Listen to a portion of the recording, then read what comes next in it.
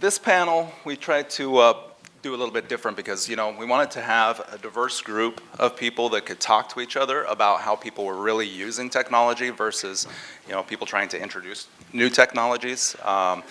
We wanted to address, okay, there's all these great technologies out there, but how are they really being used? And so we put together a diverse group here, and I want them to introduce themselves so you'll see exactly what I mean by the diversity. And let's start down there at the end with Keith. Great, thanks. So I'm Keith Persky. I currently work with Colliers International, heading up their workplace innovation consulting practice.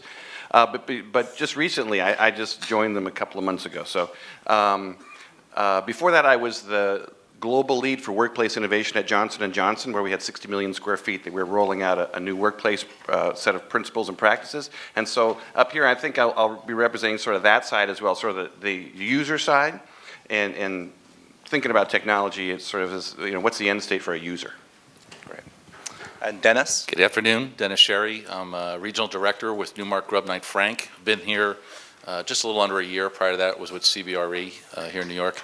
I oversee 20 million square feet, 70 properties here in the New York, Connecticut, Westchester, and Long Island market, and primarily involved with business development, but also very much the thrust with us with working with owners is technology and green sustainability. So.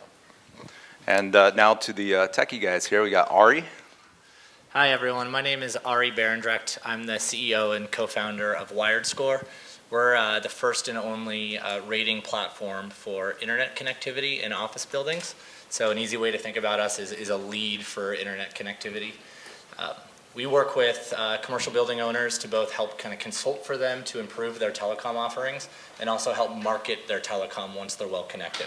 So we want to help owners tell the world that if you move your business into this building, they're going to have amazing connectivity.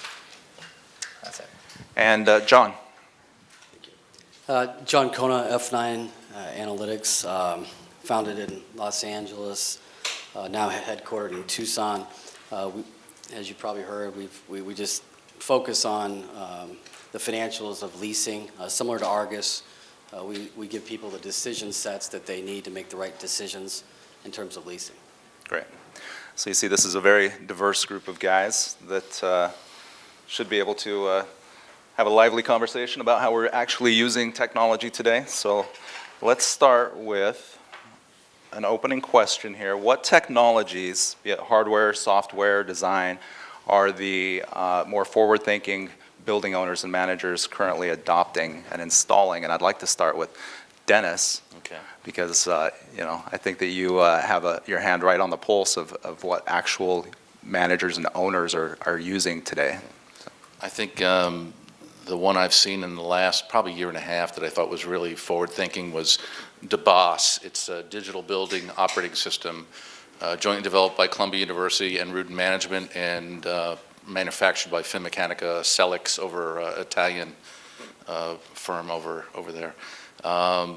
It's the first thing I've seen where they connect turnstiles, elevators, and energy, and it tax based on occupancy, people going in and out of the building. And a great example is the day before Memorial Day or July 4th weekend when people start going out of the building earlier.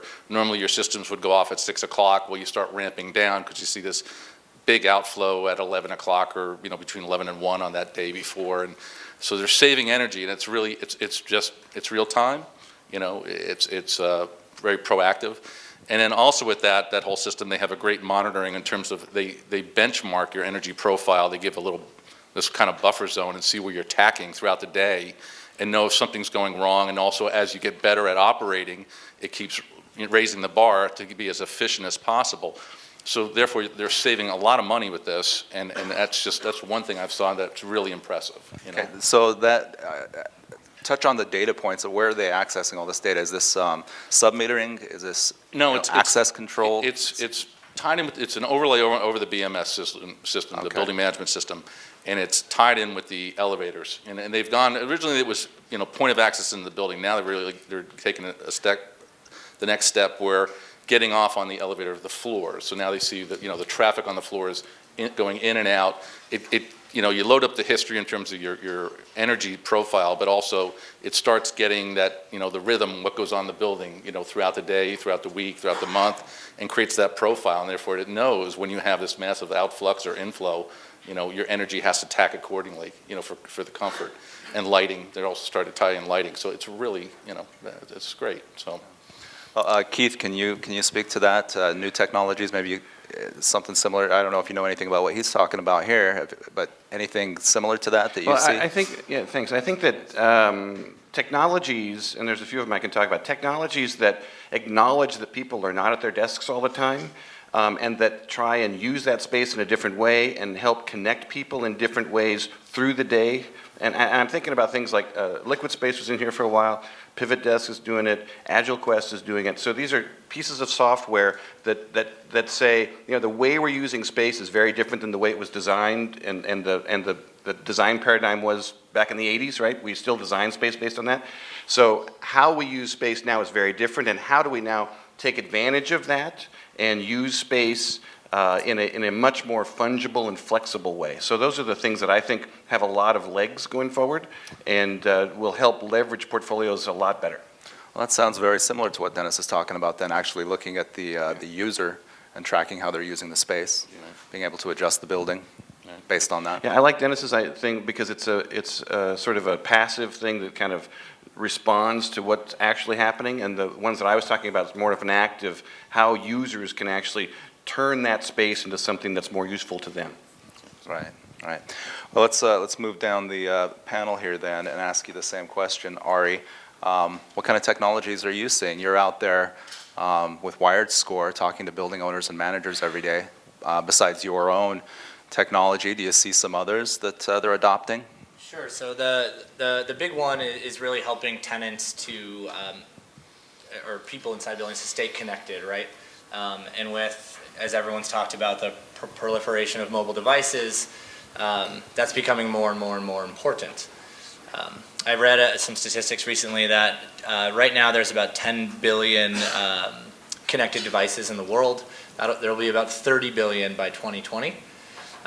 And about 70 to 80% of that mobile traffic, that data is going from within buildings, not on outdoor networks, but they're happening within buildings. A lot of that is office buildings where we're spending, you know, majority of our time. So building owners obviously can differentiate and provide a great service to their tenants by installing technology to allow them to remain connected, you know, throughout all times of the day, no matter how dense that population is within the building. That technology, as some people may know, is today called DAS, D-A-S, Distributed Antenna Systems. And there's other technologies called small cells or dot technology, as Dennis and I were speaking about earlier. And what the technology basically creates an in-building phone network so that our cell phones work. And it's incredibly powerful, and the real estate community over the last couple of years has been a little bit slow to adopt it. But now the carriers are in the big owners across the city are really adopting the technology, especially in buildings that are greater than 15 floors or higher, where it really matters and where people lose their connections. Right. Well, John, can you speak to that same question? Yeah, I think I'll have to speak to it from more of a finance perspective, but I mean, from the people I talk to, I'm thinking in terms of like Argus, who's, I have to say, a good friend of ours, and their implementation of kind of their new software rollout, which has some, you know, pretty, or I'd say improved portfolio analytics that I think for, you know, major owners, it was difficult to get those kind of answers quickly with the old platform. Okay. That's basically it. All right. It sounds like everybody's talking about data and how important it is for the buildings. Well, let's move on to another question here. Let's talk about what you guys might see that's on the horizon. What innovative products or services are on the horizon for building owners and managers? Stuff that's not maybe being adopted right now, but that you see coming down the pipe. Obviously, a lot of the guys that are presenting here today and in the exhibit hall out there have products that would, you know, fit into that description. But what do you actually see in the near term that's going to be adopted heavily by building owners and managers? Dennis? Go ahead. I think we talked earlier, I see all the different, services that go on in a building, and obviously everyone's up their game, in terms of whether using technology or reporting, and you can see what's going on regarding maintenance and other activity. I think ultimately it's got to all come together. When I look at the financial aspect of maintaining, running a commercial office property, the other requirements for, codes and regs and life safety, and then other preventive maintenance programs, and then, just the overall performance, financial performance of the asset. It's all got to come together on one roof. I mean, I don't know if anyone here does any due diligence or any acquisitions, but probably the hardest thing ever to do is when they want all the documents they need, whether it's leases and abstracts and, any certificates of insurance, it's a real hassle. That's just one piece of it. So we're probably looking for more data to be one central repository so we can all access it, but also ease of information and also the ability to get that information and drive, the performance of the asset as well as the operations and maximize that. So I think I know that's where we're kind of heading for, so. Right, okay, so it sounds like you're talking about integrating all of these various Right. opportunities Right. to make it more streamlined and for a building owner. Yeah. John, what do you think about that? Do you agree, disagree? Yeah, I completely agree. I mean, he touched on a great point. I mean, I come from the investment side, and so actually a nice woman I met earlier, and I'll pitch her, Kira Systems. I mean, she talked about how she's extracting data, or their company's extracting data from a lease. And so from a valuation perspective, if you're an acquisition investment officer, I mean, we used to use like E&Y. So we'd hire them, they'd throw some junior analysts on the lease abstract process, and then we'd get back shoddy work. So so applications like this Kira that I ran into, I mean, these are technologies that are required, I think, with the flow of data today, and with there's not tremendously large margins, as everyone knows, with the pricing today. So anytime you can get an edge on yield, which improves performance, that's what you need to do. All right. Okay, let's just move on to, we've got a lot of questions that I'd like to touch on, so we'll just move right along here to another one. If anybody else, if you ever feel like jumping right in to answer the same. Let me jump in. You want to jump in on that one? Because I think one of the things that is important now is really just having intelligence about how your space is actually being utilized. You suggested that one idea. So anything that gives us insights into when people are at their desks and when they're not, and where they are when they're not at their desks, I think is really insightful, and we don't have good data there, this actual utilization of space idea. And I've seen somewhere there's under the desk sensors and in the chair sensors. I think we need to I think the next cool thing will be a passive way of understanding how space is being used that gives you real-time data upon which you can base decisions. And I've seen a few of them, and there's one that was pitched earlier today, and I can't remember the name of it, Space Metrics or something, I can't remember, sorry, that I thought was intriguing. We used motion sensors under the desk.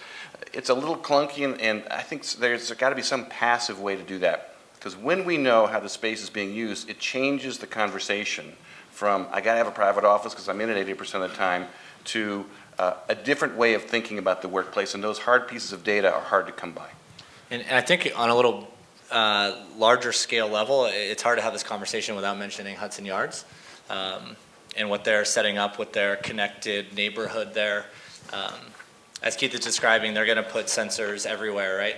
Along with gigabit Wi-Fi and gigabit fiber loop across their buildings.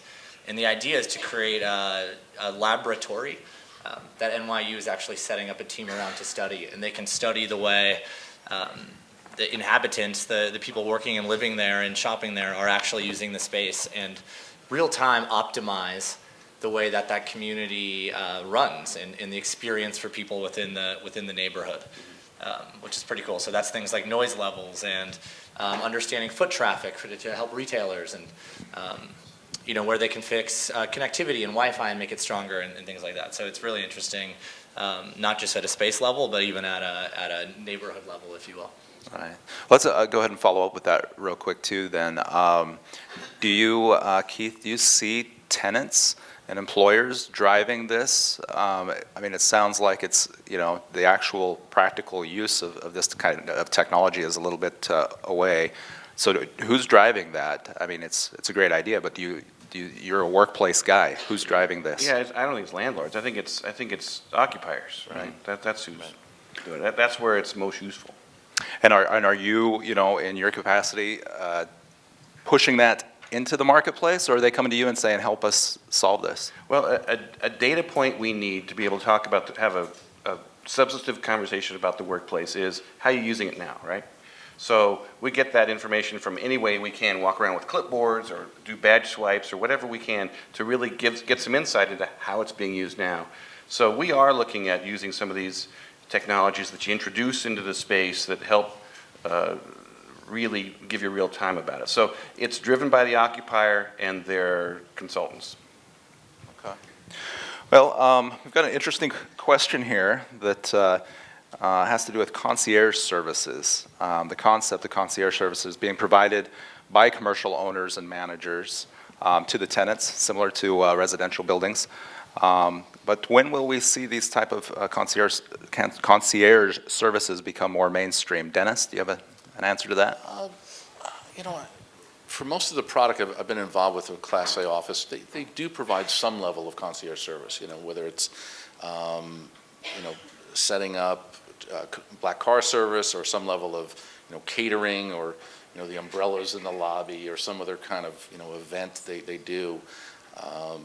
It's just, I think sometimes the smaller landlords, the economics of being able to provide that are a little bit tough in terms of, you know, having a concierge there who can make, you know, get tickets for a sporting event or some kind of show. That's where it gets a little more challenging. But I think there's technology out there that can, you know, that obviously we know that facilitates that. But it's interesting. You know, I often, when you think about the Trade Center and the Hudson Yards, I'm interested to see how that kind of develops there, because that will, I think it's all new buildings, all new technology and infrastructure there, and what kind of service they provide. And it really is becoming quite a competitive market, as we know, the leasing market here. Right, if you can do it, you got a better, you know, better mousetrap, you're gonna probably lead the pack. So. Okay. I think, sorry to interrupt, I think what, from a tenant perspective as a consumer, I think what I would love to see is not so much the building owner providing the concierge service, is maybe it's done residentially today or some commercial buildings, but building owners leveraging technology to kind of remove themselves from the equation a little bit, so that we can access apps and technologies and companies that are external already that have amazing products and services. So a great example of that would be Seamless Web, right? I'm sure a lot of people use Seamless Web to get food delivered to their office, and it still is not perfect. Like, you still have to get a call from the person downstairs at the desk, the security desk, to come down and meet the Seamless person and find them. And what would be better is an app that the building provides, right? That allows you to connect through their app to Seamless Web. And when you order that food, everyone's in the loop. The building knows that the delivery guy is coming. They're checked in security already, and they can maybe get up to your floor to drop off your food. I know this probably sounds like a very small problem to solve, and maybe there's security concerns there that I'm sure Dennis would communicate. But I think there's ideas there where buildings could kind of partner with outside companies like Seamless Web, and WeWork is doing with being able to check in people to, like, visitors to your office through your mobile phone. That type of stuff is really cool and feels like a concierge service that the building could provide. Well, talking about apps, you know, when will every building just have their own app for the occupants? And will this create maybe, you know, more work or less work for a building manager, for the owners? You want to talk about that? Yeah, I mean, just to touch on his point, I was thinking, what's in my pocket here? I mean, you know, I'm sure there's a better technology than this piece of paper that someone could use, which kind of fits into this whole thing with an app. And I'm sure we can put enough, you know, back-end security on an SSL with good encryption that there would probably be a lot better than this piece of paper is. And that would fit in with all these guys said. Right. So, back to the idea of the apps for a building. I mean, it's just, there's an app for everything these days, obviously, but is this realistic that a building would provide their tenants with an app that helps streamline, work orders, that kind of thing, concierge services, Dennis? Well, there are work order systems right now that are in place, whether it's WorkSpeed or Angus. They pretty much for anything they need over time, HVAC, the freight elevator service, or something else, moving in and out. It's there, in terms of a building website, and that's pretty much what they've built. You've seen these Class A office towers do have those. They brand it. They have some of their leasing as well and other marketing out there. It's there. And the one thing I just want to talk about, you said about concierge service. A lot of things we've also done in the past is upgrading just the whole experience when you walk in the lobbies. The security, when we spec security, that you want them in black, nice black suits, and the earpiece in, and flowers on the reception desk. That all has evolved. I think you've seen it in Class A, but not to the level of you see in a residential building. So, but anyways, just mentioning that. So. Okay, well, this is probably a question that maybe we should begin with Ari. Should benchmarking and reporting of a building's energy and water use and internet performance, should that be mandated by local governments? And is it wise for owners and managers to volunteer that information? You're out there with WiredScore doing a similar thing here, and that actually started as a project under Mayor Bloomberg, and now they're no longer involved. But should that be mandated? The thinking there from a connectivity perspective, right, is that we originally with WiredScore partnered with Mayor Bloomberg and the city to roll out this rating platform for buildings. And early on in a meeting, someone said, every building should be rated like restaurant ratings, right? A, B, and C on the wall for internet connectivity instead of cleanliness of the kitchen and food quality. But there's a lot of problems with that. First of all, there's cost, right? Second of all, information accuracy. So relying on building owners and managers to provide detailed information about connectivity is very challenging for some owners. A lot of owners don't know the answers to kind of like basic questions about internet connectivity. And a bunch of false information isn't really going to help anyone. So we decided to design our system as a marketing and leasing tool, right? Owners that want to share information about connectivity, that's great. We'll come in and validate it, and then they can share that information publicly. And then owners who don't want to report their information, are kind of flagged as question marks, and it's up to the tenants to kind of do the diligence. And I think that's effective for connectivity. Now with energy consumption, I think there's been a lot of interesting studies that have shown there's benefits to sharing that information and mandating it, and at least sharing it anonymously from a benchmarking perspective. There's people that have energy bills at home that say, you use this much energy, and your neighbors in your community were a little bit better than you. And it's a bit of a competition and a game to improve. And I think there's a lot of benefit around that if it can be done, in an accurate way. Do you see any need to mandate that on a local government level as far as energy use, water use? I mean, I don't know. I'll leave that up to these guys. Yeah. Well, Keith, why don't you speak to that? Are tenants, are occupiers demanding that this information be disclosed by owners and managers on internet connectivity, energy, and water use?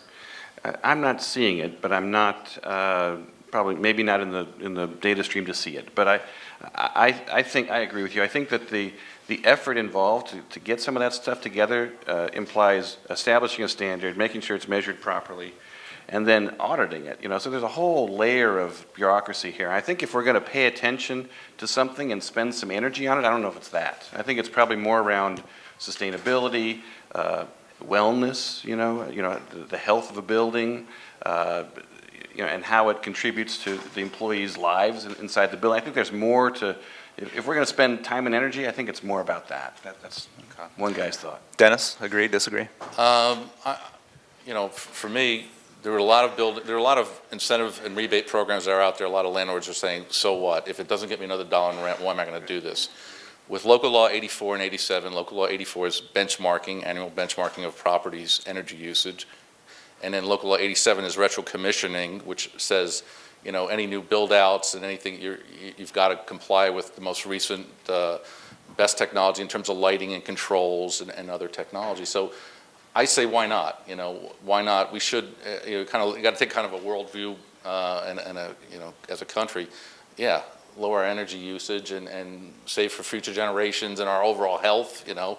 So, and I'm usually a free market kind of guy, but when I saw what was going on, I say, yeah, it really is good. It was positive for this market, for the city, so. Okay, okay. Let's move on to how soon will we see asset management teams from major property holding companies that are comprised of, say, half traditional real estate management and half kind of hybrid and financial and building systems type programmers? John? I have to admit, this is my loaded question. I mean, it's because I've kind of seen it firsthand, and so, and of course, it probably detracts from what a lot of us are trying to provide as a service. But at some level, you need to have someone internally with the sophistication to comprehend. I mean, they need to be able to understand if there's a consultant involved and what this means. And there's a lot of outsourcing going on, and you know it is a black box. And so I think you will see this happen at some point. Because it's going to happen. You have to have people internally that understand real estate finance and be able to code in order to check people's work. I mean, you have to. And plus to really integrate all the systems too, because these guys have discussed a couple. I mean, there's a lot of systems out there that need to be brought together, and outsourcing is probably not the best way to get there. Dennis, can you speak to that? No, I agree. If you look at traditional property management, years ago was a guy out of an engine room who kind of became property manager, and then when I got into the business over 20 years ago, it really was starting to be guys, people with business backgrounds, and then even MBAs getting involved with it, more financial driven, and understood the infrastructure basically, but we're not that technical. And then now you're going to see you have to have that discipline as well as what we're talking about is technology. And I think the millennials and they get it. They get the technology. Now it's a matter of them getting a little more understanding the infrastructure, the architecture, and the whole financial planning. Real world so. stuff. Yeah, right. Okay. Since we've only got just a few minutes, let's. Well, you know what? I want to ask this question. With all this technology that connects us now digitally, will location actually just become irrelevant? Keith, can you speak to that? Well, thanks. I think that when we talk about all this technology, it's sort of like to what end? Why is this important? And it makes me think about why do we even have a workplace that we come together if we've got all this technology that connects us all the time? And really, my opinion is, yeah, we can work separate from each other. The technology enables it. But we're not going to. Humans work better when we work together, when we see each other, when we are sharing experiences that aren't just work, that are larger than what we do, and it gives context and texture to our lives. And I think that to the extent that technology enables true connection between people, then it's going to do great. And if it enables us to work remotely and not be with each other, it will fail. And so the technology you see in the room here about connecting people that are truly get people together and help them work together, I think are positive and really a great thing. And those technologies that separate us, I don't think will last. So I think location from a technology point of view is irrelevant since we're a completely digital society almost. But from a human perspective, ain't gonna happen. Yeah.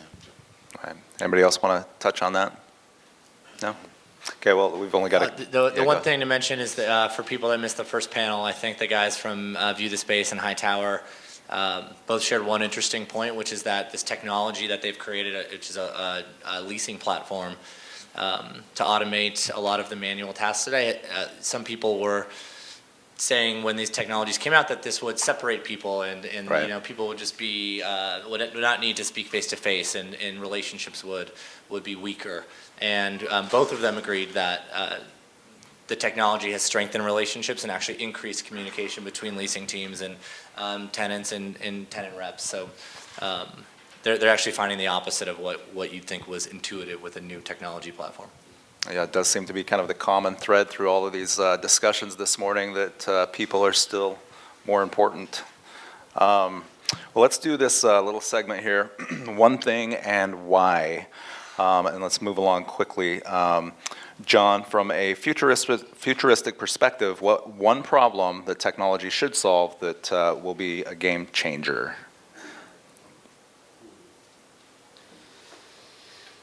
You make a lot of money if you can tell us. Yeah, I mean, that's a tough one. I mean, maybe I'll give credit to this firm that I talked to earlier. I still think, you know, the lease abstraction process is a big one. Okay. Ari, you want to, what one thing should technology solve and why? I think resiliency has to be talked about in the conversation, and not to talk about Hudson Yards again, but the fact that that community can be used as a refuge because of their own microgrid is pretty cool. And Dennis? I think as it relates to property management, I would say it's got to be able to manage the overall day-to-day function of a commercial office. That, again, you have more. It's less. How would you say? It's just the individual. It can vary based on the property firm or the manager.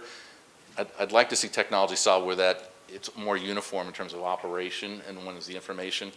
It's too random, you know. I mean, you can have a great experience, you know. Some property managers and others are just train wrecks, you know. And that would be one issue I'd like to see through technology. So. Right, Keith?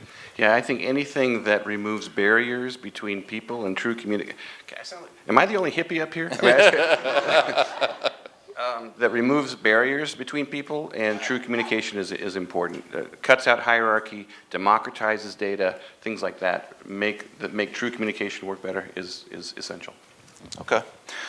So we're out of time here, but let's do this quick rapid fire segment where we're going to get a one-word answer. You guys are familiar with this from the previous panels. Okay. Yes, no. Here we go. Let's name an existing technology that is having the most impact once it's installed and utilized in a building. Dennis? Elevator, destination, dispatch systems, I'd say. Okay. Keith? Thermostats. Thermostats. Ari? Wi-Fi. And John? I'd say VTS, high tower, and CompStack. Okay. Well, thanks, Dennis, Ari, John, Keith, for participating in the discussion. I also want to thank the DisruptCRE gang for putting on this event. I think everybody's learning a lot. And also, I'd like you to check out highrisefacilities.com. Thank you. Thanks.